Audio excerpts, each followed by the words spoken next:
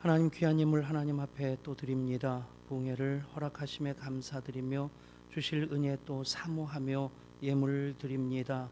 감히 원하옵나니 막달라 마리아 향유 값게 부어드렸던 그 예물 같게 하여 주옵소서. 복음이 전파되는 곳 어디서든지 이 여자가 행한 일도 말하여 기억하게 되리라. 주님, 쓰고 남아서 드리는 것 아닙니다. 사랑하기에 드립니다. 감사하기에 드립니다. 주님, 적다 하지 아니하시고 드리는 그 예물 기쁘게 받아주시고 주님 기억하여 주시사 그 예물 하늘에 심겨지는 한 알 씨앗 되게 하여 주셔서 30배, 60배, 100배로 열매 맺게 하여 주시고 하나님 있어야 될 것들로 채워주시고 있어서 아니 될 것들 막아주시고 하나님 나의 목자 되시고 나를 소성시키시는, 그래서 하나님 때문에 참 감사해서 내가 여호와의 집에 영원히 살리로다 그 고백으로 살아가게 하여 주시고 그 고백 기대하며 하늘 바라보며 순례자의 걸음 이어가게 하여 주옵소서. 부족한 종을 세우셨습니다. 하나님 말씀 안에 우리 하나 되는, 말씀을 바라보는, 또 말씀을 마음에 새기고 담는, 그리고 말씀 붙잡고 살아가는 우리 모두 되게 하여 주옵소서. 우리 주 예수 그리스도 이름으로 감사하며 기도드리옵나이다. 아멘. 우리 옆에 분에 그렇게 인사하실까요? 당신을 뵈니까 하나님 얼굴 뵌 것 같습니다.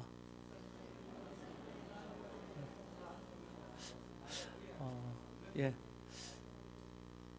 하나님 어떻게 생기셨을까요? 예. 꼭 우리같이 생기셨을 것 같아요. 성경적으로 보면 신학적으로 좀 어려운 얘기지만 신인 동형론적인 표현이라는 얘기를 합니다. 하나님 두 눈으로 우리를 살펴보시고 강한 손 펼쳐 붙잡아 주시고 그 팔로 우리 안아주시고, 하나님 우리를 만드실 때 하나님 형상대로 만드셨기 때문에 물론 우리가 이 땅의 시간과 공간 속에 살 때는 사실 하나님 얼굴을 뵙는다, 이건 뭐 상상도 못하는 일이죠. 그래서 모세로 하여금 그 고개를 숙이게 하시고, 그래서 하나님께서 그 위로 지나가시고, 하나님 뵌 사람은 스스로 죽는다고 하는 그런 공포를 가졌는데, 그런데 우리가 예수님을 본 자는 하나님을 본 자가 되고 또 성령님으로 말미암아 하나님 생명 가지고 살아가면 우리는 이 땅 살아가면서 모든 하나님 행하시는 일들 속에서 하나님의 손길도 보게 되고, 또 예배할 때마다 사실 옆에 계신 분들 하나님 형상으로 지음받은 분이다 하는 것 생각하면 함께 예배 드리는 것 참 기쁨되고 그 자체가 은혜가 되리라 믿습니다. 다시 한번 옆에 분 보면서 당신을 뵈니까 하나님 뵌 것 같습니다. 예, 한 번 더 인사하실까요? 이제는 하나님 노릇 잘하십시오. 그렇게. 그건 좀 부담되죠? 사실 신앙 어려운 것 아닙니다. 주님 안에서 주님 바라보고 살아가면 성경적인 모든 게 그래요. 내 힘으로 내 노력으로 하려고 하면 불가능합니다. 사람으로서는 할 수 없으나 하나님으로서는 다 하실 수 있다. 여러분 순교를 내가 한다고 생각해 보십시오. 가능이나 하겠습니까? 근데 하나님 사랑하는 마음 가지고 살면 그것까지도 하나님께서 감당하게 해주시고, 그리고 그것도 기쁨으로 스데반처럼 얼굴이 천사처럼 환하게 빛나는 그런 모습으로 순교당할 수 있을 테고, 어떻게 보면 순교보다 더 어려운 것이 거룩한 산제사의 삶을 사는 겁니다. 아멘. 여러분 성령 안에서 정말 내가 구원받은 하나님 자녀라는 그 감사와 감격으로 살아가면 내가 무겁게 생각하는, 힘들게 생각하는 것들이 오히려 하나님께서 나를 사랑하심으로 또 새로운 은혜를 허락하시기 위한 그런 기회가 되는 것 경험하게 될 줄 믿습니다. 어제 말씀, 행복한 사람이 행복하게 합니다. 우리를 향하신 하나님의 뜻이 무엇입니까? 항상 기뻐하라, 쉬지 말고 기도하라, 범사에 감사라, 이것이 그리스도 예수 안에서 너희를 향하신 하나님의 뜻이니라. 아멘. 여러분 항상 기뻐하고 쉬지 말고 기도하고 범사에 감사할 수 있는 것, 여러분 그것이 우리 속에서 우러나올 때 그것이 되는 것이지, 기뻐하고 기도하고 감사하는 것 억지로 하려고 하면 끊임없이 우리들에게 짐이 됩니다. 여러분, 그것은 우리가 행복한 하나님과의 동행을 하게 될 때 그 하나하나는 정말 더 빛을 발하게 되고 더 소중해집니다. 여러분, 행복이 우리를 향하신 하나님 뜻인 것 믿으시기를 바랍니다. 예수 믿는 것은 쥐어짜 가지고 억지로 정말 예배를 의무로 드리고 헌금도 의무로 감당하고 사역도 남 눈치 보면서, 요즘 교인들은 목사님 눈치 잘 안 보는 것 같아요. 우리 교인들도 좀 그렇습니다. 근데 그것도 또 뭐 어떤 면에서는 바람직한 모습일 수 있겠다 싶은데, 뭐 목사님 눈치 보고 남들 눈치 보면서 그렇게 신앙생활 하려고 하면 얼마나 힘듭니까? 쥐어짜서 억지로 신앙생활하는 것이 기독교 신앙이 아닙니다. 우러나오는 겁니다. 우러나오는 것이 차고 넘치도록 풍성할 수 있기를 축복합니다. 오늘 하나님의 행복 공식, 박 목사님도 수학은 잘 못하시고 산수만 잘하셨다는데, 산수도 성적표 뛰어봐야 알겠죠. 오늘 4차원 방정식을 얘기하는 것 아니고 미분 적분 얘기하는 것 아니고, 사실 가감승제, 더하기 빼기 곱하기 나누기 가장 기본적인 원리입니다.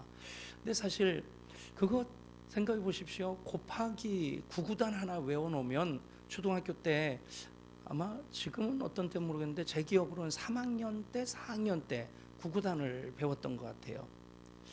배울 때는 참 쉽지 않았던 기억이 납니다. 그러나 그것 한번 외워놓으면 굉장히 살아가는데 편리하지 않지 않습니까? 편리하지 않습니까? 근데 지금 인도가 전 세계에서 IT 강국으로 이렇게 부상하고 있는데, 그 이유가 두 가지라고 하더라고요. 하나는 그들이 영어가 공용어이기 때문에 아무래도 미국이 이제 IT 쪽에 제일 앞서가고 있고, 그 정보를 우리는 그렇지 않습니까?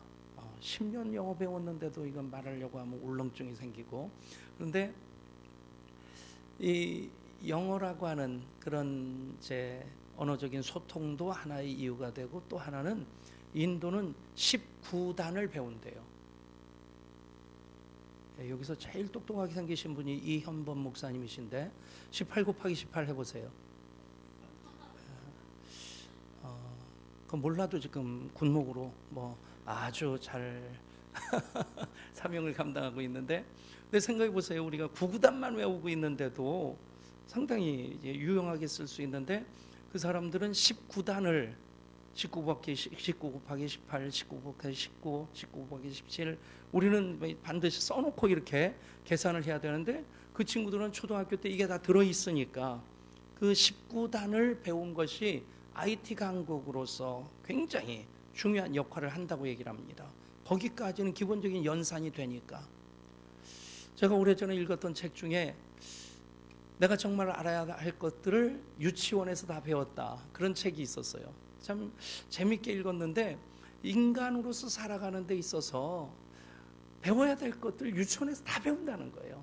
예의라든가, 또 공공장소에서 떠들지 않고 길 건널 때 손 들고 건너는 거, 유치원에서 배운 것만 제대로 지키면 평생 살아갈 때 불편할 것 없다는 얘기입니다.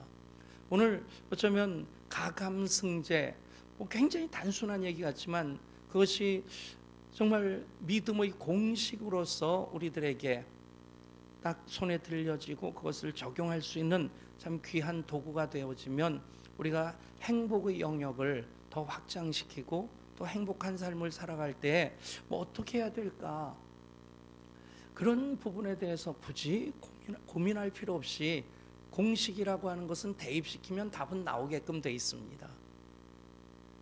그 정도로 유용한 공식으로 우리가 받을 수 있다고 생각하는데, 그 첫 번째 영역을 먼저 말씀드리면 더하기부터 시작돼야죠.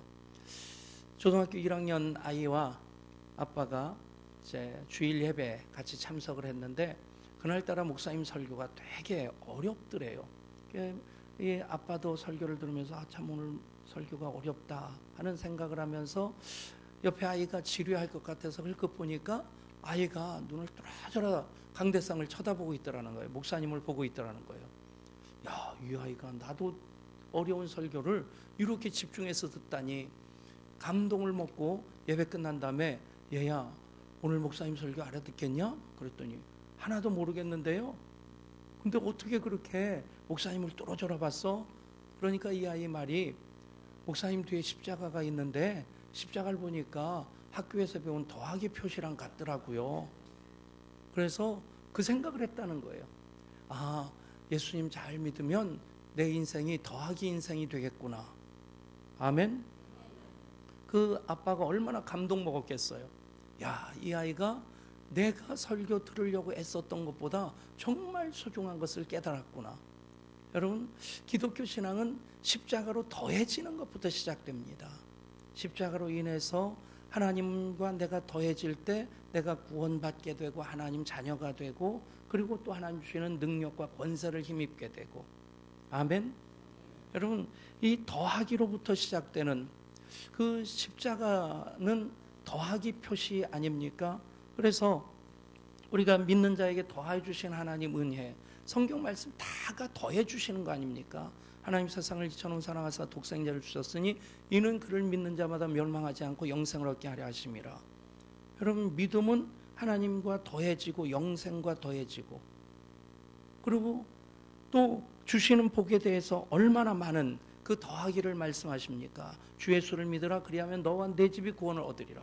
예수님을 믿으면 또 더해지는 것이 구원이 있고, 여러분, 또 베드로가 그렇게 말씀합니다. 베드로가 이르되 너희가 회개하여 각각 예수 그리스도 이름으로 세례를 받고 죄사함을 받으라. 그리하면 성령을 선물로 받으리니. 그러니까 예수 믿으면 계속 더해지는 겁니다. 성령을 선물로 받으면 성령의 은사도, 성령의 능력도, 성령의 기름 부심도, 또 성령의 열매도 계속 더해지게 되죠. 한번 따라할까요? 십자기는 더하기입니다. 여러분 삶의 모든 현장마다에 십자가를 세우시면 더해지는 역사가 있게 될 줄 믿습니다. 수학 점수가 엉망인 아이가 있는데 다른 과목은 꽤 점수가 높은데 수학만 영 바닥을 기는 겁니다. 학원을 보내봐도, 과외 공부를 그 가정교사를 붙여줘도 아이가 성적이 올라가질 않아서 이 엄마가 고민 끝에 학교를 전학을 시킨 겁니다. 근데 전학하자마자 이 아이가 학교 갔다 오면 책가방 놓자마자 자기 책상에 앉아서 공부를 시작하는데 수학을 공부를 막 하더라는 거예요. 전학을 정말 잘 시켰구나. 그리고는 얼마 안 있다가 중간고사를 봤는데 궁금해서 성적표를 보니까 수학 점수가 바닥이었는데 이제는 상위권으로 쫙 올라간 겁니다. 엄마가 얼마나 좋았겠어요. 얘야, 수학 선생님 그렇게 잘 가르치시든? 그러니까 이 아이가 겁먹은 표정으로 엄마, 우리 학교는 수학 못하면 장난이 아니야. 왜 그러는데 우리 학교는 현관 열고 들어가면 더하기 표시에다 사람을 매달아 놨어. 미션 스쿨이라서 현관 열면 현관 바람벽에 개톨릭계 학교였던 모양이죠. 예수님이 이렇게 매달려 있는 것을 보고 이 아이는 더하기 표시에 사람 매달은 걸로 착각하고는 더하기 못하면, 수학 못하면 이렇게 매달아 놓는 학교구나. 여러분, 그래서라도 수학을 잘하면 뭐 남는 것일 텐데, 여러분 사실 그렇습니다. 이 아이가 참 천진난만한 십자가의 의미를 잘못하는 것 같지만 그게 사실은 기독교입니다. 예수님이 십자가에 달려 돌아가심으로 그 십자가가 우리 삶에 적용되어질 때 뭐든지 다 더해지는 역사가 있게 된다는 거죠. 여러분, 더해진다. 둘이 하나가 되는 겁니다. 십자가로 하나님과 내가 하나가 되고, 또 십자가로 내가 정말 사명과 하나가 되어지고. 여러분, 접착제가 뭐 옛날에는 악교부터 시작해가지고 뭐 최근에는 그 초강력 접착제, 손에 잘못 붙으면 이거 억지로 떼려다가는 이 살이 떨어지기도 하는. 근데 요 얼마 전에는 우리나라 연구진이 물 속에서도 습기가 있어도 붙는 접착제를 만든 거예요. 예, 여러분들은 웬만해서는 반응이 없으세요. 예. 근데 사실 생각해 보세요. 물 묻었는데 이 접착제가 쫙 붙는다. 근데 어디서 그 아이디어를 찾아서 했냐면 홍합 보면 이 그물 같은 게 이렇게 해가지고 딱 엉켜 있잖아요. 그러니까 거기서 혹시나 해가지고 물질을 추출해가지고 실험을 해봤는데 물 속에서도 붙는 그런 접착제를 한국 사람이 만들어낸 거예요. 나중에 나오면 여러분들도 많이 사주시고. 여러분, 그 십자가가 인간으로서는 그 모든 불가능한 것들, 심지어는 원수까지도 그 가운데 십자가가 세워지면 하나가 되어집니다. 아멘. 그럼 때로는 그런 한번 실천을 해보십시오. 실험 삼아서. 어떻게 보면 부부 사이가 좋을 때는 세상에서 가장 가까운, 마주보고 있으면 가장 가까운 사이인데 등 돌리고 자면 지구 한 바퀴 돌아야지 만나는 그런 사이가 된다고. 뭐 저도 결혼 생활 이제 36년째가 됐죠. 35주년 지났습니다. 35주년 지났고 연애를 6년 했으니까 정은실이라는 사람하고 진짜 알고 지낸 것까지 하면 40년이 넘었어요. 근데 여전히 잘 모르겠더라고요. 근데 최근에 들어서는 비교적 사이가 좋습니다. 근데 동두천에 이제 처음 담임 목사로 들어갈 때 제가 39살에 이렇게 들어갔는데 그 가구점을 하는 장로님이 계셔서 그곳에 가구점을 샀어요. 침대를 샀어요. 근데 깎고 주신 건지 제가 받은 건지 지금도 잘 모르겠어요. 근데 어쨌든 이 얼마 쓰다 보니까 침대가 가운데가 꺼져가지고 살다 보면 서로 좀 티격태격 할 때도 있잖아요. 그리고는 등 돌리고 자다 보면 이렇게 굴러가지고 붙어서 자는 거예요. 그거 참 고맙더라고요. 둘 다 성깔이 좀 있어가지고 집사람이 정몽주 36대 손이라 아주 성깔이 있습니다. 이게 한번 얼굴이 시퍼래지면 대부분 제가 이제 먼저 이렇게 좀 이렇게 화해를 시도하고 그러는데 최근에 들어서는 집사람이 진짜 인격적으로 하나님을 만난 다음에 많이 바뀌어졌어요. 괜히 또 아는 척하지 마시고. 네. 그리고 개척할 때도 그 침대 가지고 왔고 22평 아파트 이제 전세 얻어서 거기서 살다가 뭐 그래봤자 뭐 그 당시 전세가 얼마였는지도 모르겠어요. 조금 큰 아파트 교회 가까운 쪽으로 이제 33평인가 31평인가 이제 옮겼는데 그때 권사님들이 사택 넓은 데로 옮긴다고 권사님들이 돈 모아서 침대를 사주셨는데 이게 퀸 사이즈예요. 그래서 넓은 건 좋은데 진짜 티격태격 한 다음에는 화해가 안 되는 거예요. 둘이 누우면 이쪽에 붙고 이쪽에 붙으면 가운데 탱크 한 대 지나가겠더라고요. 그래서 옛날 침대가 그리운데, 근데 여러분 부부가 가장 이 턱이 낮기 때문에 어떻게 보면 가장 상처를 주고받기 쉽습니다. 어떤 때는 그 생각 안 하십니까? 언제까지나 이 인간하고 살아야 되나 하는 생각이 들 때도 있을 테고, 귀신은 뭐 하나 이 인간 안 잡아먹고. 그런데 그럴 때 여러분 어떤 대상이든지 그 사람을 위해서 기도해 보십시오. 우리가 마땅히 빌바라지 못할 때 성령이 말할 수 없는 탄식으로 우리를 위해서 대신 간구하시는 것 경험하게 될 줄 믿습니다. 제 경험으로 그래요. 한 3분, 정말 좀 상처가 깊을 때는 한 5분 정도는 넋두리가 나오더라고요. 하나님 어떻게 저런 인간을 우리 교회에 있게 하시고 데려가시든지 이사가게 하시든지 딴 교회 가게 하시든지. 근데 3분 내지 5분 넋두리가 나오더라도 해보세요. 그리고 나서 그 기도를 포기하지 않고 하다 보면요, 기도가 분명히 바뀝니다. 100% 바뀝니다. 하나님, 사실 저도 그때 그 말 안 했었으면 이렇게 안 됐을 텐데. 여러분, 우리 기도가 우리 문제를 십자가 앞으로 가지고 가는 것 아닙니까? 십자가를 의지해서 기도하는 겁니다. 그 아무리 어려운 문제를 할지라도 그것에 십자가를 세우면 성령이 말할 수 없는 탄식으로 이를 위해 대신 간구해 주심으로 내 입장에서 서운하고 뭐 억울하고 한 것이 아니라 그것을 통해서 하나님 뜻을 깨닫게 되고 그것으로 그 사람도 사랑하게 되고 그 사람을 위해서 기도까지 하는 그 단계까지 나갈 수 있게 됩니다. 여러분, 십자가가 더하기입니다. 기독교의 신앙은 십자가로부터 시작되어지는데 그것이 더하기로 시작되어집니다. 그 다음 단계가 십자가가 그 빼기의 단계인데, 단지 십자가는 모양은 더하기인데 근데 그 십자가가 빼기의 의미를 가지고 있습니다. 누구든지 나를 따라오려거든 자기 십자가를 지고 자기를 부인하고 나를 따를 것이니라. 자기를 부인한다는 게 뭡니까?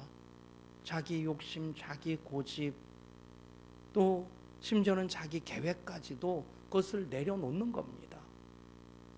당연히 죄악된 모든 것들도 내려놔야만이 자기를 부인하고 주님을 따를 수 있게 되죠.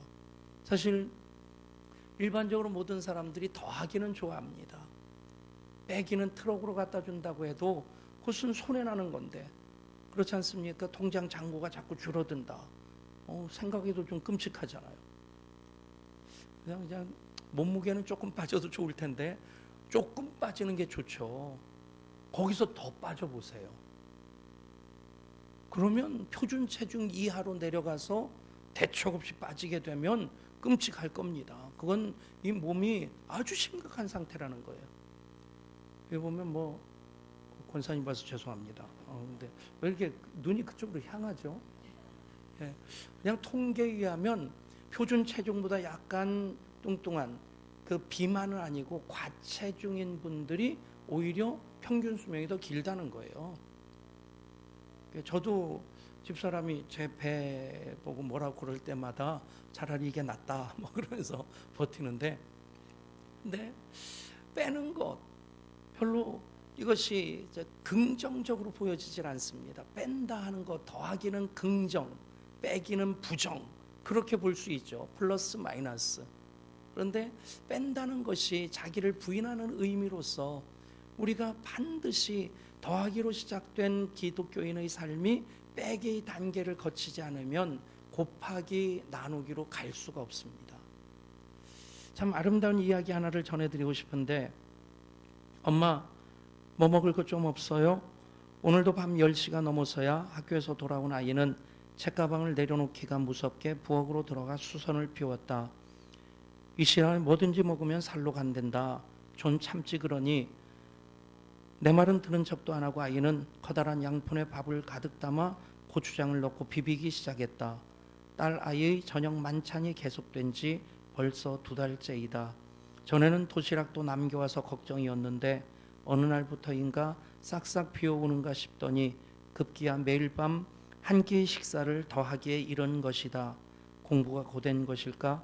항상 싱그러워할 나이에 밤늦도록 책상 앞에 앉아있을 딸아이가 애처로워 가슴 한구석에 뜨거운 것이 밀려들었다.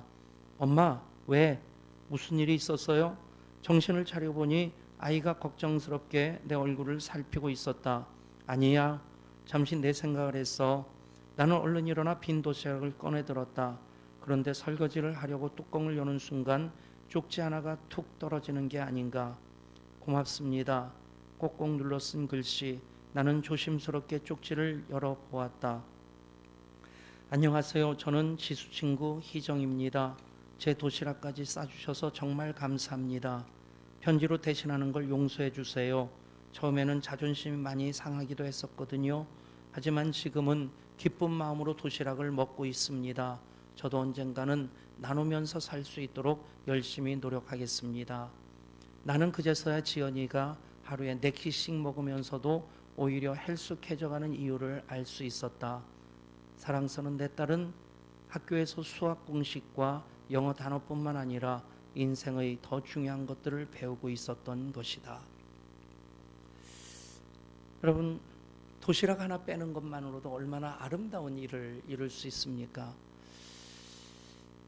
하나님께서 우리를 사랑하셔서 더하기의 삶을 살아가도록 하기 위해서 하나님께서는 하나님 빼기를 먼저 시작하신 겁니다. 독생자를 보내주신 것 하나님의 백입니다.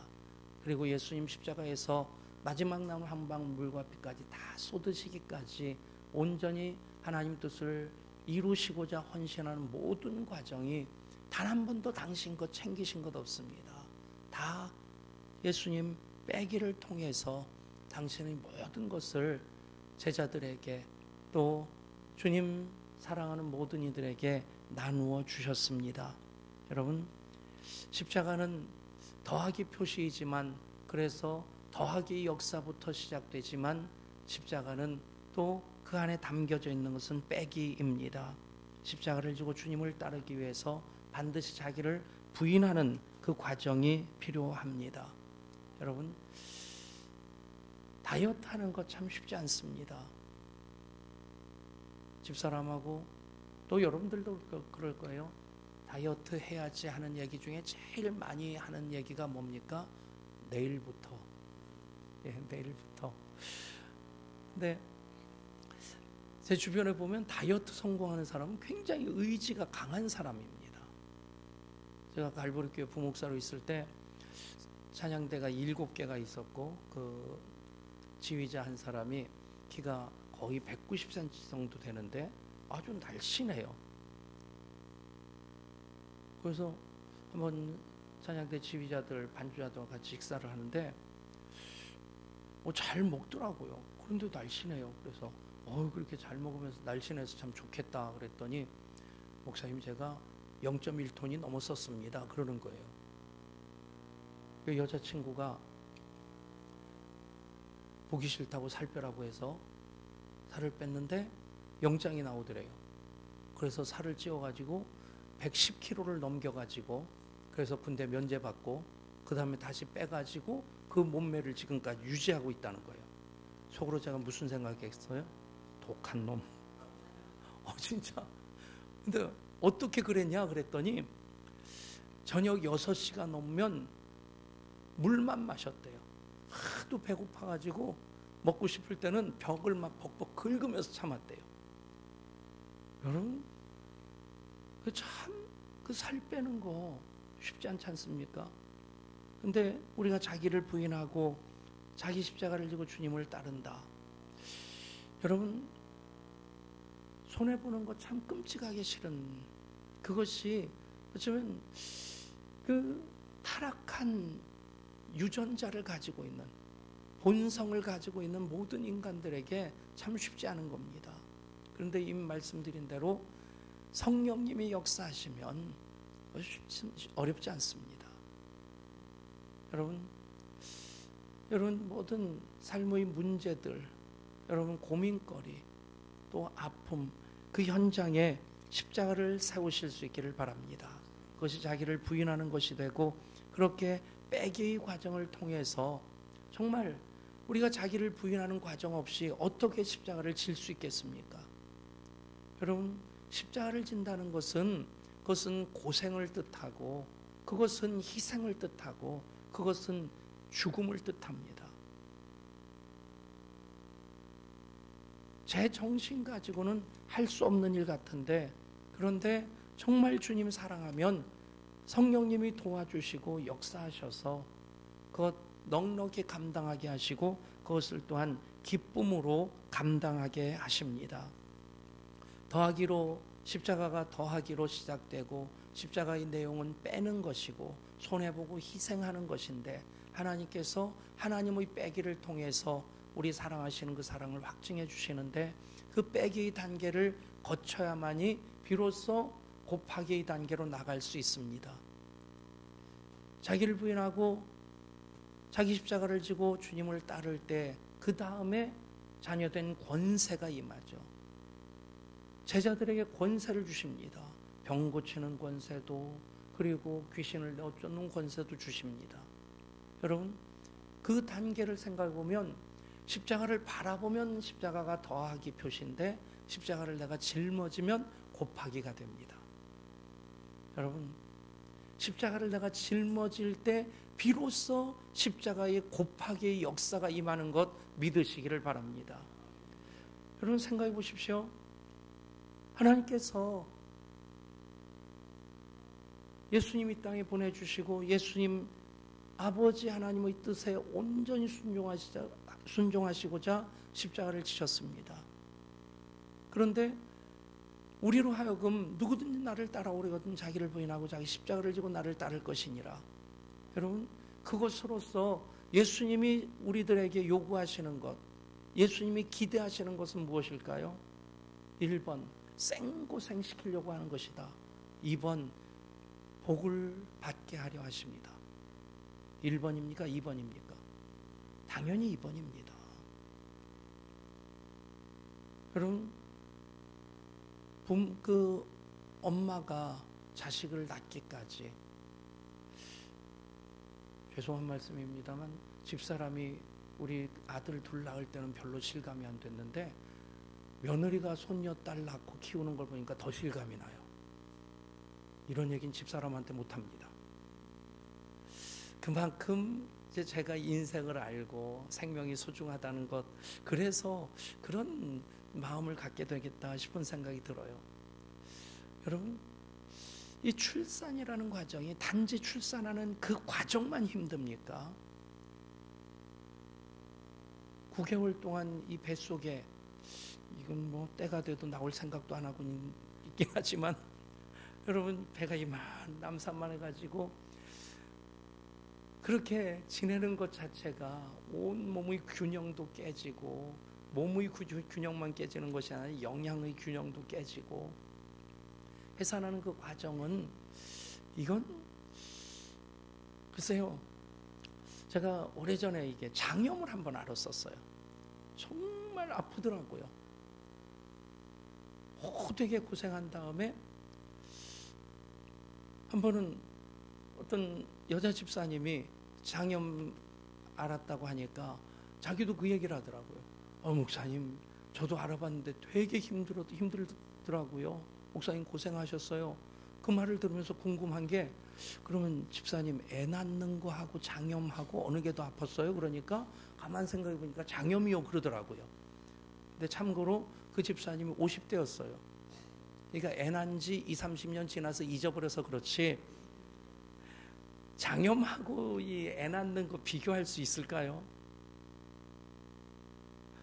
근데 몇 년 전에 재밌는 프로그램을 봤는데, 독일에서 그 아기 예비 아빠들한테 그런 교육을 시키는 거예요. 아내가 해산할 때 이런 고통을 받게 된다는 것을 몸으로 느끼게 하느라고 몸에다 전기 자극을 몇 개 이제 센서를 붙이고는 이제 초산이라 뭐 초통이라고 합니까? 처음 진통 그거 오는 정도로 자극을 주는 거예요. 그러니까 이거 붙여놓고 낄낄대고 웃던 친구들이 지극하니까 깜짝 놀라더라고요. 그리고는 뭐 깜짝 놀란 게 자기들 스스로 이제 좀 멋쩍어가지고 자기들끼리 낄낄대고 웃더라고요. 그 다음에 본격적으로 아기가 나오는 그만큼의 통증을 전기자극을 통해서 느끼게 하니까 눈동자가 돌아가고 이 젊은 남자들이 막 몸을 비틀면서 죽는다고 하더라고요. 여러분, 그렇게 아기를 낳았어요. 어떻게 합니까?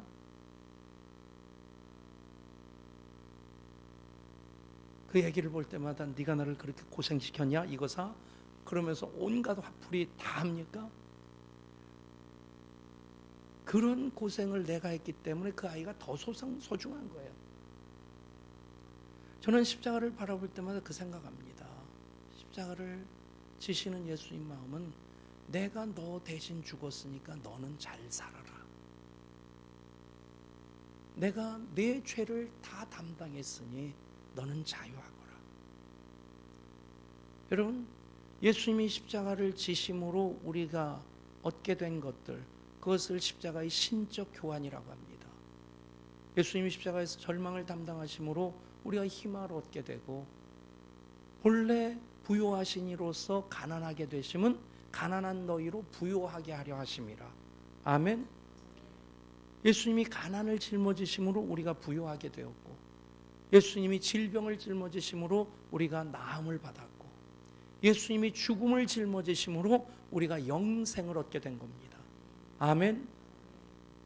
여러분, 그 십자가 그냥 바라만 볼 때는 더하기 정도 영역이라고 한다면 속을 헤집어 보면 그 안에 담겨져 있는 것은 빼기입니다. 하나님께서 모든 것을 내어주시는 빼기가 담겨져 있고요. 그리고 그 십자가를 사랑함으로 내가 지게 되면 그때 비로소 십자가 곱하기의 역사가 우리 가운데 임하게 됩니다. 여러분, 곱하기라고 하는 영역을, 그 의미를 성경에서는 번성이라고 하는 단어로 설명하고 있습니다. 영어로는 똑같습니다. 번성도 멀티플라이고 또 곱하기도 멀티플라이예요. 그러니까 생육하고 번성하고 땅에 충만하고 정복하고 다스리라. 곱하기의 삶을 살라는 겁니다. 또 천국에 대한 비유가 마태복음 13장에 6가지가 나오죠. 씨 뿌리는 비유, 겨자씨의 비유, 누룩의 비유, 감춰진 보화의 비유, 좋은 진주의 비유, 그물의 비유. 이 비유의 모든 비유의 공통점은 번성입니다. 씨 뿌리는 비유, 똑같은 씨앗인데 어떤 밭에 떨어졌느냐에 따라서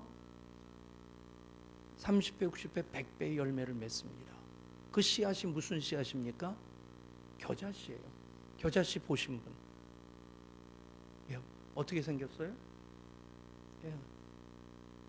제가 설명해드리면 채송화 씨를 눌러놓은 것 같아요. 채송화 씨는 작아도 동그랗잖아요. 그런데 겨자씨는 그걸 눌러놓은 것 같아요. 오래전에 목사님 한 분이 성지순례 참 귀할 때 성지순례 가셔가지고 겨자씨를 구해서 실물 교육을 위해 가지고 주일날 예배 시간에 여기다 올려놓고 나와 보십시오. 이것이 겨자씨입니다. 나와서 보는 분들마다 정말 작다 끄떡끄떡 하는데 아침 그 앞에서 권사님 한 분이 재채기가 나와서 취했는데 이게 날아가가지고 카페트에 떨어졌는데 지금까지 못 찾고 있다고. 근데 생각해 보세요. 채송아 씨만한데 그걸 또 눌러놨어요. 채송아 씨는 크기는 비슷해도 자라봤자 15cm 정도밖에 안 자랍니다. 근데 그 겨자 씨는요, 그렇게 작은 씨앗인데 보통 1.5m에서 크게 자라면 3m까지 자랍니다. 그러니까 공중의사들이 와서 깃들일 만큼 되는 거예요. 여러분, 그게 번성 아닙니까? 그게 곱하기입니다. 여러분, 우리가 하나님을 믿고 기대할 때 더하기로부터 시작되고 곱하기의 단계로 나가기 위해서는 자기를 부인하는 그 과정이 있어야 되는 거예요. 그리고 자기 십자가를 질 때 우리는 하나님의 곱하기의 그 영역을 경험하게 됩니다. 여러분, 히브리서에서도 이렇게 말씀합니다. 하나님이 아브라함에게 맹세하실 때 가리켜 맹세할 자가 자기보다 더 큰 이가 없으므로 자기를 가리켜 맹세하여 이르시되 내가 반드시 너에게 복주고 복주며 너를 번성하게 하고 번성하게 하리라 하셨더니 그가 이같이 오래 참아 약속을 받았느니라. 아멘. 여러분, 하나님 자기보다 더 큰 이가 없어서 자기 자신을 가리켜서 맹세하십니다. 이 약속이 틀림없는 약속이다. 강조하시고 강조하시는 거예요. 그 강조하시는 내용이 무엇입니까? 내가 반드시 너에게 복주고 복주며 너를 번성하게 하고 번성하게 하리라. 집 나간 아멘을 찾습니다. 아멘? 예, 가출한 아멘을 여러분 속에 담아 놓으시고 그대로 믿으십니까? 제가 개척하고 나서 진짜 목사가 됐다 하면 조금 조심스러운 표현일 수도 있는데 그 이전에도 착한 목사였고 또 부교육자로 섬기면서도 칭찬을 많이 들었어요. 교육전도사 때부터 뭐 나중에 박 목사님 그랬냐고 꼭 물어보지는 마세요. 사람 따라 교회 분위기보다 다르긴 다른데 근데 정말 교회 사임할 때마다 교인들이 헤어지는 것을 보서 막 울고 부목사로 있다가 사임하는 교회에서는 사모님이 제 손 잡고 담임 목사 사모님이 눈물을 흘리면서 제 손을 꼭 잡고 계시다가 담임 목사님에게 왜 백 목사님 보내냐고 그러니까 그 담임 목사님 그러시더라고요. 내 동생이 서울 가서 공부하려고 한다는데 어떻게 잡을 수 있겠냐. 제가 대전에서 그 부목사로 있을 때, 근데 올라와 보니까 서울에 있는 담임 목사님들은 공부를 못하게 하시더라고요. 그래서 공부를 할 기회를 못 갖긴 했는데, 뭐 나름대로 또 갈보리 교회에서는 제 별명이 사임한 다음에 전설적인 백목사였어요. 그 이후에도 제가 그런 별명을 가지고 있었다니까요. 그 이유가 그 교회, 제 전도 그렇고 제 이후도 그렇고 그냥 목사님 사임하면, 부목사 사임하면 그냥 주보에 한 줄 나오고 그 주간 중에 사임하는 거예요. 화요일이나 수요일날 불러서 이번 주에 사임해라. 그러면 그 주간에 자동차 키 반납하고, 그리고는 그 다음 주일에는 교회 안 나와요. 나올 필요 없다고 그래요. 그리고 주보에 무슨 목사 사임, 그거 한 줄 들어가는 거예요. 근데 저는 광고 시간에 목사님 불러가지고 백 목사님 그동안 수고했는데 사임하게 되었다고 광고를 또 해주시고, 저를 세워놓으시고, 그리고 대배 시간에 축도까지 해주시고, 뭐 참 그런가 보다 했는데, 그것이 이제 전설적인 백 목사가 된 거예요. 전무후무하다. 알아달라고 하는 얘기인데 별로 알아주는 표정도 아니고. 근데 그냥 착하게 열심히 목회하면 된다 싶은 생각을 했었는데, 개척하고 그래도 한 300여 명 출석하던 교회에서 기도원 한 칸 빌려서 개척하고 지하 40평 임대해서 예배처소 옮기고 하니까 그 상황에서 더 처절할 수밖에 없죠. 더 절실할 수밖에 없죠. 그러다 보니까 성령님하고 친해졌어요. 그래서 제가 개척하기를 참 잘했다는 것이, 개척하고 나서 정말 하나님께서 많이 봐주셔서 또 지역적인 그 특징 때문에 교회가 많이 성장하긴 했지만, 그런 것보다 개척하기를 정말 잘했다는 딱 한 가지 이유 얘기하라면 성령님하고 친해진 겁니다. 그러면서 제가 어떤 마음 갖게 됐냐면, 이만하면 되었지라는 생각을 안 하게 되었어요. 어떤 욕심이 생겼냐면, 성경에 있는 모든 기적이 내가 목회하는 목회 현장에서 다 나타나면 좋겠다. 저 보지 못하던 사람이 보고, 걷지 못하던 사람이 걷고, 뭐 그런 얘기하려고 하면 이것도 3박 4일 해야 됩니다. 진짜 많은 기적, 치유 역사가 있었어요. 제가 잘나서가 아니라 성령님하고 친해지니까 성령님이 역사하시더라고요. 아멘.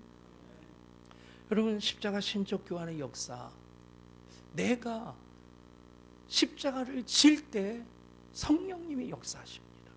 아멘. 그 이전까지 계산하는 가운데서는 성령님도 기다리고 계시는 것 같아요.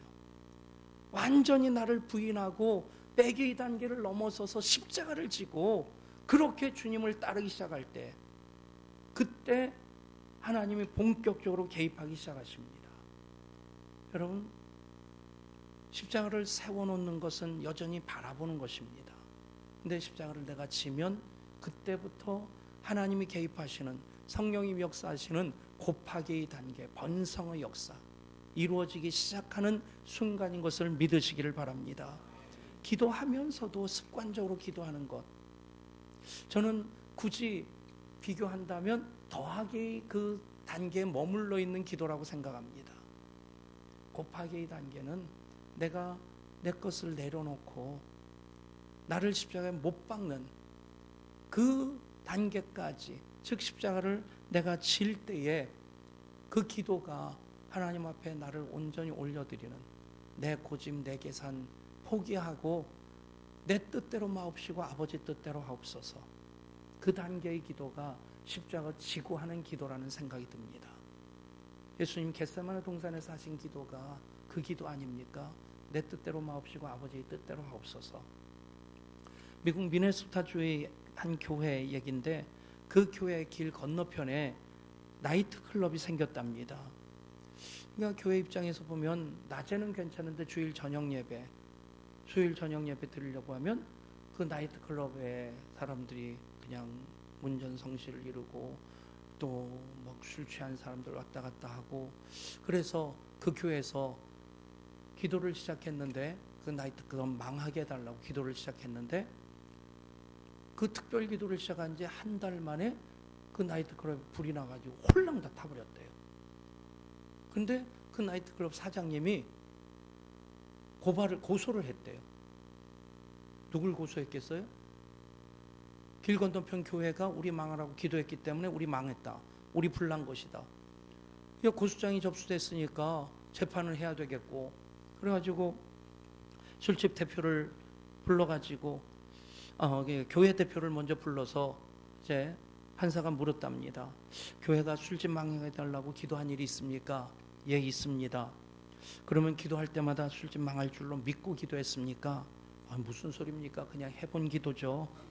요즘이 어떤 시대인데 기도한다고 술집에 불이 나겠습니까? 그 다음에 술집 주인을 불러가지고 또 물었답니다. 교회가 당신네 클럽 망하게 해달라고 기도한 것 알고 있습니까? 예, 한 달 전부터 알고 있었습니다. 그러면 그렇게 기도하면 술집이 망할 것이라고 믿었습니까? 그렇지요. 교회가 기도하는 대로 술집은 망하게 됐으니까 불난 것 아닙니까? 판사가 고민하다가 판결을 이렇게 했답니다. 저렇게 믿음 없는 사람들의 기도로 불이 났을 것 같지는 않음. 그래서 교회에서 다행스럽다고 안도의 한숨을 쉬었을까요? 그런 판결을 받았다면 통곡해야 되지 않을까요? 여러분, 우리가 많이 기도를 합니다. 근데 정말 믿고 기도하기보다는 안 하면 허전하고 그냥 습관적으로 하는 기도일 때가 참 많다는 얘기죠. 여러분, 십자가를 지고 기도하는 건요, 내 것 다 포기하고 나는 죽어도 좋으니 하나님께서 하나님 뜻을 내 삶 가운데 나타내 보여주십시오. 그러면 하나님께서 기다렸다는 듯이 요놈 맛 좀 봐라 그럴까요? 여러분, 그때 십자가 신적 교환의 역사가 이루어집니다. 저는 믿음의 공식 하나를 얘기한다면, 축복의 공식 하나를 얘기한다면 아주 간단하게 이렇게 정리할 수 있겠다 싶어요. 믿음 곱하기 순종은 축복이다. 한번 따라해 보시겠어요? 믿음 곱하기 순종은 축복이다. 여러분, 저는 공식처럼 이것을 그대로 우리 새겨두고 그대로 실천해도 좋겠다는 생각이 들어요. 여러분, 하나님의 섭리가 우주 만물을 하나님께서 시스템화해서 그것을 움직여 가십니다. 사람이 운전하는 자동차는 부딪히기도 하고, 그런데 하나님 만드신 이 천체는 한 번도 별과 별이 부딪혀가지고 깨진 적 없고요. 진짜 신기한 것은 그 가창 오리 때 수십만 마리가 확 날아올라가지고, 이게 그냥 일정한 방향으로 선회하는 게 아니라, 그런 거 보셨잖아요. 확 올랐다가 90도 확 꺾고. 여러분, 사람들이 이번에 뭐 드론 1000몇 대 가지고 오륜기 만들고 뭐 그런 것 가지고 뭐 IT 선진국 그러는데, 그냥 드론은 다 남의 거 사다가 조종만 우리가 했더만요. 그것까지 다 우리가 만들어야지. 근데 그것 가지고 기네스 신기록이다 그러는데, 수를 헤아릴 수 없는 많은 별들이 움직이면서도 부딪히질 않아요. 행성과 항성 다 제 궤도대로 움직이고요. 수만 마리, 수십만 마리 그 철새떼들, 가창오리가 그냥 군무를 하면서 휙휙 날아다녀도 한 마리도 부딪혀서 떨어지는 법이 없어요. 여러분, 그게 하나님의 시스템입니다. 우리가 사회를, 이 세상 살아갈 때 믿음 없이, 예수 믿는 사람만 믿음으로 사는 것 아니에요. 세상 사는 사람도 다 믿음 가지고 삽니다. 생각해 보세요. 택시 탈 때 얼마 전에 택시 강도 당했던 그 얘기를 생각하면 어떻게 택시 타겠어요? 지하철 탈 때 몇 년 전에 대구 지하철 화재 사건으로 엄청난 희생이 있었죠. 내가 탄 지하철이 그렇게 화재가 날 것이라고 생각하면 어떻게 타겠어요? 그 믿음이 있으니까 지하철도 타고 택시도 타고 콩나물 농약으로 키웠다고 생각하면 어떻게 먹겠습니까? 두부 석회가지고 굳혔다고 생각하면 어떻게 먹겠어요? 우리가 일상적인 삶을 살면서 다 믿음 가지고 삽니다. 나름대로 사회가 그 신뢰라고 하는 시스템 속에서 움직여져요. 이번에 평창 동계올림픽 한번 그 박 목사님하고도 가봅시다 그랬는데 저마다 살기 바쁘니까 갈 수 있는 시간은 없었는데 마침 우리 집사님 한 분이 주일날 표를 주더라고요. 목사님 내일 시간 있으시면 가시겠어요? 왜 자기도 이제 친척한테 선물을 받았는데 자기가 월요일날 저녁에 그 학원을 하는 분인데 갈 수가 없겠다고 저를 주더라고요. 보니까 루지 경기더라고요. 루지라는 거 아시죠? 그래가지고 이게 한번 가고 싶은데 잘 됐다. 그래서 가겠노라고 받았어요. 집사람한테 가자니까 그 추운데 왜 가? 그래. 작은 아들한테 갈래? 그랬더니 아버지 저 약속 있는데요. 그래가지고 큰아들한테 너 혹시 그랬더니 아버지 반찬 해고 갈게요. 그래서 큰아들하고 갔습니다. 영하 30도 몽골 예당 갔을 때 영하 30도였었거든요. 영하 30도의 몽골이나 아무튼 또 우리 동네도 이번 겨울도 영하 20도까지 내려갔었는데 또 교회가 언덕 마루턱에 있어가지고 유난히 더 춥습니다. 그리고 얼마 전에 작년 말에 그 하얼빈에 갔다가 저쪽 그 단동에서 신의주 육아원 고아원으로 라면 3천만 원어치 보내주고 우리 총회 그 남북한 성교통일위원회에서 그것 때문에 하얼빈 갔다 왔는데 그때 하얼빈이 영하 25도였어요. 근데 대관령 그날 기온이 영하 12도였어요. 근데 영하 30도, 영하 20도보다 더 춥더라고요. 얼마나 추운지 그 허허벌판에 주차장을 만들어 놓고 거기서 이제 셔틀 타고 또 가야 되는 거예요. 가서 또 썰매 슬라이딩 센터이기 때문에 또 한참 걸어 올라가야 됩니다. 근데 올라가는 사이에 이미 저는 영하 12도 그래서 영하 25도, 영하 30도 이미 다 겪어봤잖아요. 그리고 우리 동네가 영하 20도. 그래서 나름대로 요 정도 준비하면 되겠지 했는데 웬걸요? 올라가는 사이에 얼굴이 동상 걸리겠더라고요. 바람이 얼마나 거센지. 근데 어쨌든 올라갔어요. 올라가가지고 자원봉사원한테 어디 가면 구경하기 좋냐 그러니까 이 피니시 라인 그쪽으로 가면 그래도 보기 좋대요. 거기 가니까 또 못 가게 막더라고요. 왜 그러냐니까 여기는 더 비싼 표를 산 사람만 들어갈 수 있대요. 속으로 줄라면 비싼 표 주지. 그러고는 어쨌든 한 대에서 이러고 보고 있는데 아나운스멘트가 어쩌고저쩌고 몇 번 선수 출발했습니다. 그러면 이거 조금 있으면 앞으로 휙 지나고 말아요. 그러니까 휙 지나고 나면 진짜 어이가 없는 거예요. 울려고 내가 왔던가 웃으려고 왔던가. 근데 그래도 그냥 거기 갔다 왔다 하는 그것 하나 그냥 그 수학이겠다 싶은데, 근데 그 루지라고 하는 경기는 그 누워서 하는 거고 스켈레톤은 엎드려서 하는 것이고, 그리고 또 뭐가 있죠? 썰매, 봅슬레이는 썰매 타고 하는 거고. 근데 이 엎드려서 하는 것하고 누워서 하는 게 이 공기 저항 때문에 루지가 더 빠른데 그게 시속 130km가 나오는데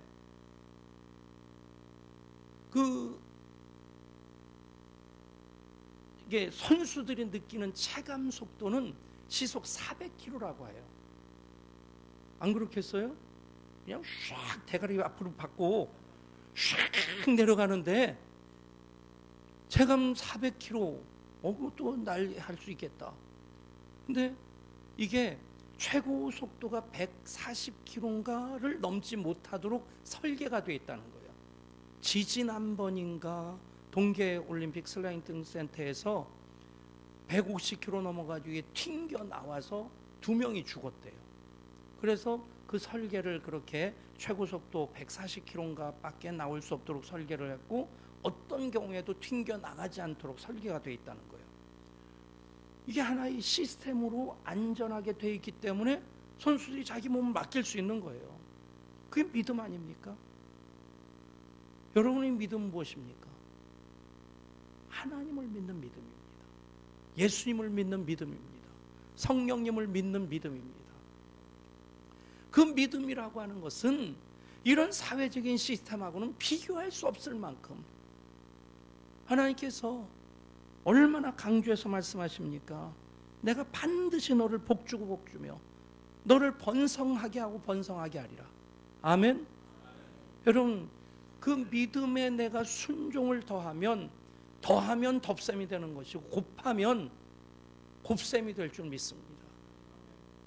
그 공식을 그대로 새겨놓으시고 그렇게 한번 살아보실 수 있기를 축복합니다. 믿음 곱하기 순종은 축복입니다. 그 곱셈이 적용되어지면 이제 하나님의 번성의 역사, 생명의 역사, 그냥 나의 영역에 제한되어지는 것은 더하기인데 빼기의 단계를 거쳐서 곱하기의 단계로 넘어가게 되면 가정의 영역을 넘게 되고, 지역의 영역을 넘게 되고, 국경의 영역을 넘게 되고, 그래서 국경을 넘으면 선교가 되는 것이고, 가정의 영역을 넘어가면 사역이 되는 것이고, 여러분, 곱하기를 통해서 받은 복이 이제는 나누기 영역으로 하나님 역사를 이어가는 그 단계까지 나갈 수 있기를 축복합니다. 오늘 말씀 그대로 주라 그리하면 너에게 줄 것이니 곧 후이되어 누르고 흔들어 넘치도록 하여 너에게 주리라. 안겨주리라. 아멘. 여러분, 이 단계까지, 나누는 단계까지 오기 위해서 더하기, 빼기, 곱하기 단계를 거쳐야 된다는 것입니다.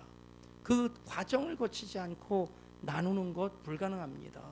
여러분, 요즘 교회의 어떤 사회 사업보다 기업의 그 사회 봉사 활동이 엄청나게 조직화되어 있고 또 물량 공세도 대단합니다. 그런데 여러분, 성경적으로 보면요, 나누는 삶은 성령으로부터 말미암아 시작되어집니다. 초대교회 공동체에 성령이 임하셨을 때 성령의 은사만 임했던 것이 아닙니다. 불의 혀같이 갈라지는 것이 각 사람 위에 임하여 있더라. 그것으로 끝나는 것이 아니라 그들이 나누는 삶을 삽니다.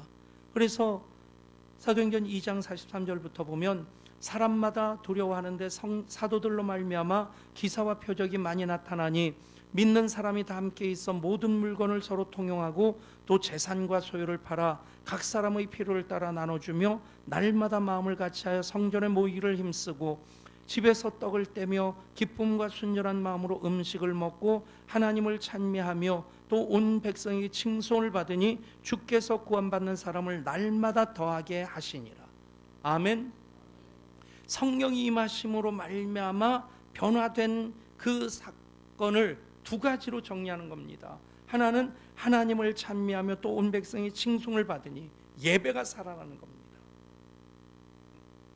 여러분, 내가 열심 내서 드리는 예배하고 성령이 임재하셔서 예배하게 하시는 것하고 차원이 다릅니다.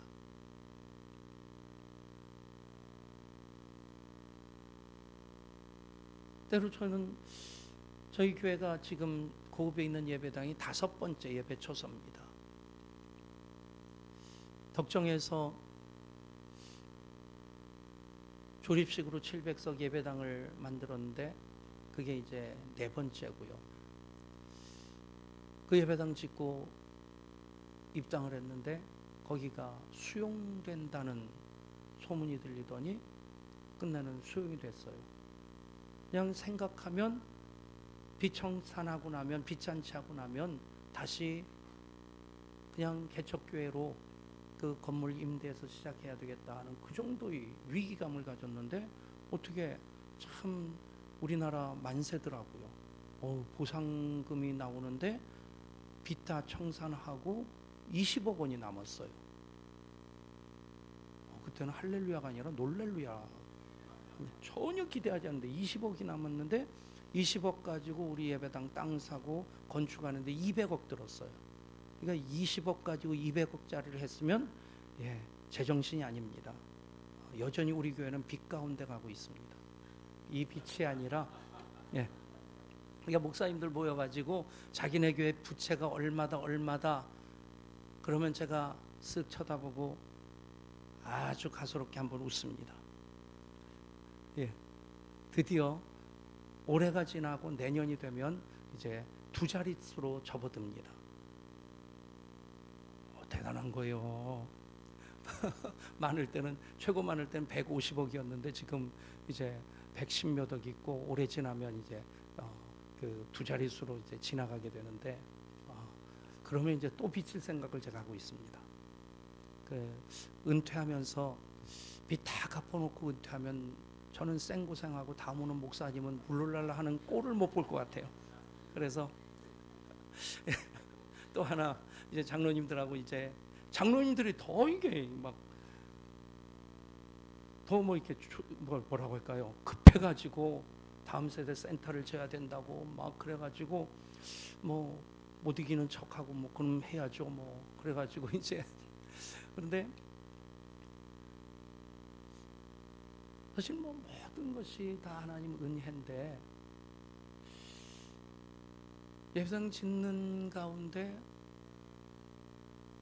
사람이 이러다 죽겠구나 그런 위기가 몇 번 있었어요.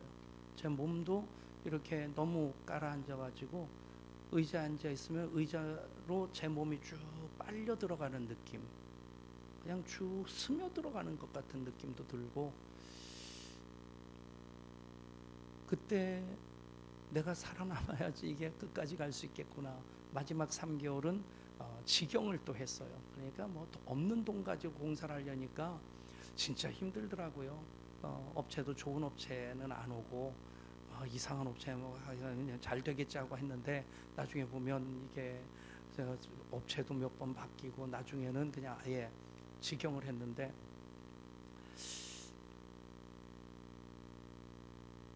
좀 제 몸 추스르기 위해서 그 덕정 예배당 옆으로 동두천까지 자전거길이 쭉 나 있습니다. 거기를 이제 시간 나면 일주일에 한두 번이라도 거기를 이제 뜁니다.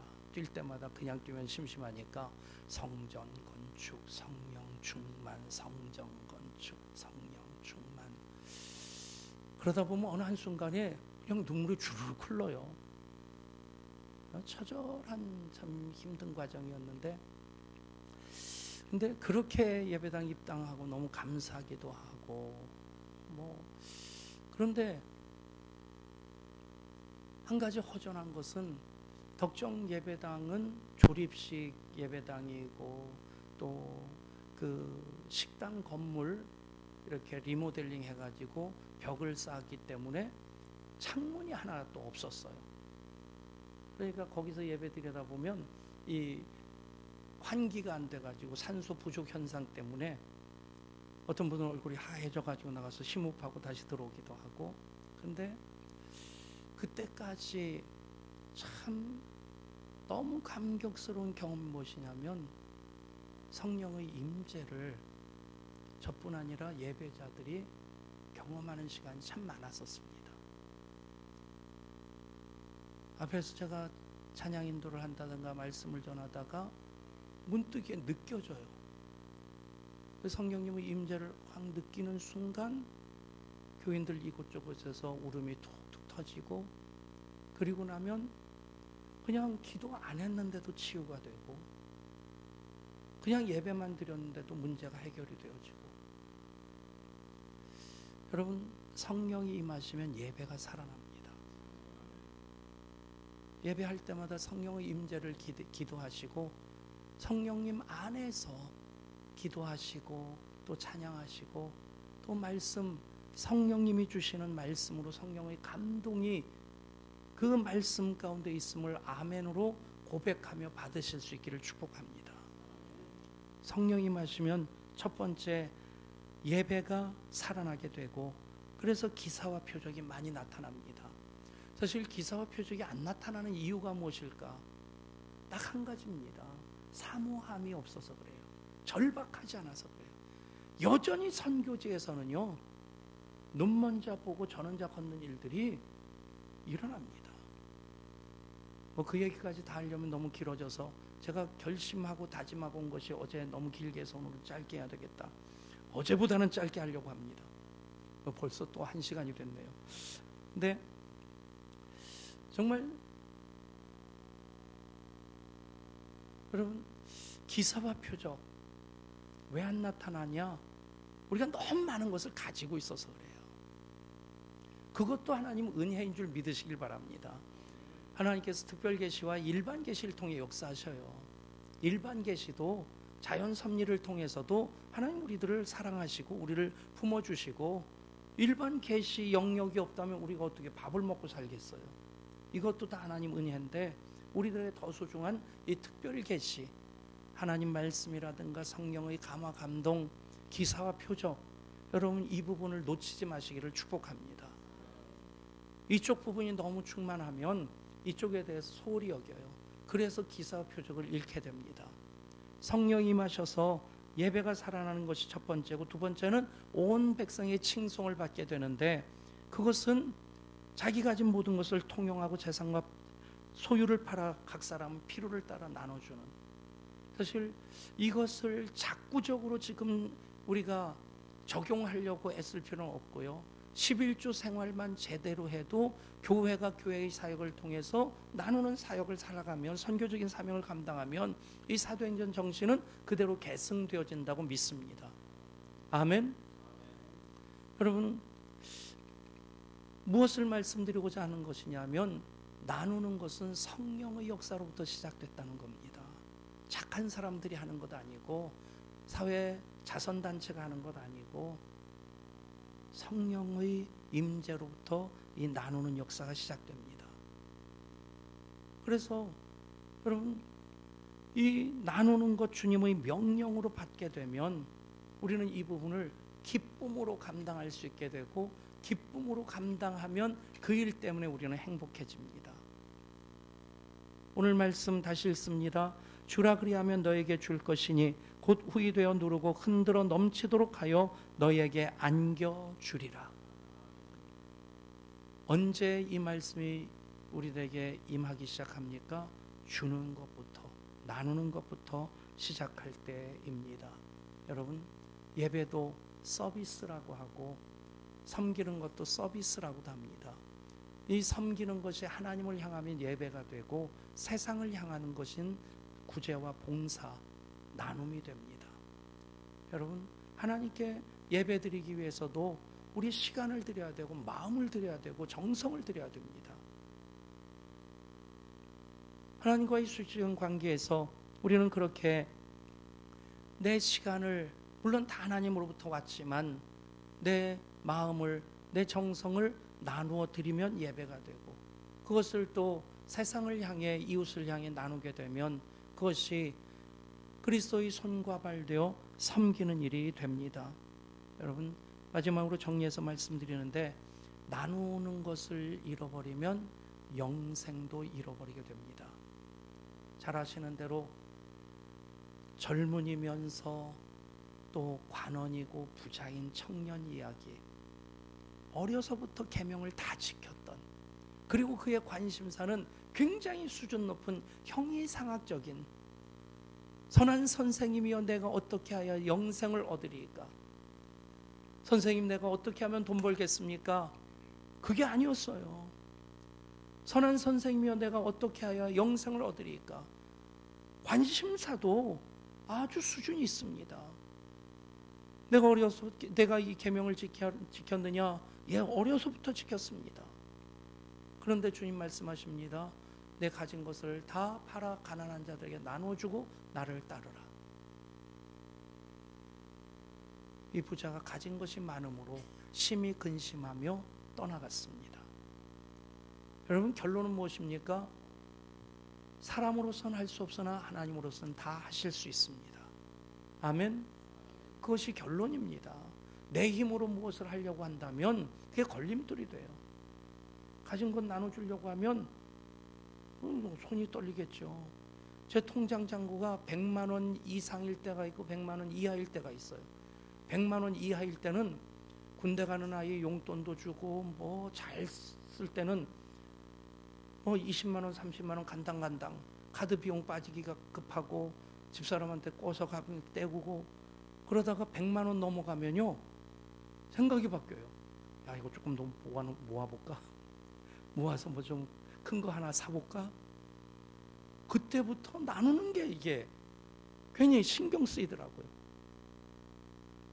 여러분 사람이 하려고 하면 계산에 묶이게 됩니다. 생각에 묶이게 됩니다. 그런데 말씀에 순종해서 하다 보면 나는 단지 순종할 뿐인데 하나님께서는 누르고 후이 되어 누르고 흔들어 넘치도록 하여 너에게 안겨주리라. 이 일까지 이루어 주실 줄 믿습니다. 여러분 하나님의 행복 공식 더하기 빼기 곱하기 나누기 영역 여러분들이 믿음의 영역에 그대로 적용해 보실 수 있기를 바랍니다. 더하기에 머물러 있지 마십시오. 당연히 더하기로 시작되어지지만 더하기를 넘어서 세워진 십자가 바라보면 더하기인데 십자가를 헤집어 보면 거기에는 하나님의 빼기가 담겨 있습니다. 또 그래서 우리도 자기를 부인하고 주님을 따르고자 하는 그 결단을 해야 되고요. 그리고 그 십자가를 지게 되면 곱하기가 됩니다. 십자가가 능력이 되고 권세가 되고 내 노력의 영역을 넘어서서 하나님 역사하심을 비로소 경험하기 시작하게 됩니다. 그것이 바로 곱하기 십자가를 지고 주님을 따를 때입니다. 그리고 그 받은 복으로 받은 은혜로 우리가 나누며 살아갈 때에 그로 인해서 하나님 나라 확장되어지는 하나님 역사가 당연히 더하기 빼기 곱하기 나누기까지 저는 그 말씀이 적용되는 과정이라 믿습니다. 하나님 사랑하시는 자 곧 그의 뜻대로 부르심을 입은 자들에게는 모든 것이 합력하여 선을 이루느니라. 여러분 모든 것이 합력하여 선을 이루는 더하기 영역, 빼기 영역, 곱하기 영역, 나누기 영역이 여러분 모두에게 여러분 하나님 자녀로서 행복을 더하게 하시는 하나님의 행복 공식으로 적용되어질 수 있기를 주님 이름으로 축복합니다. 제가 기도하겠습니다. 하나님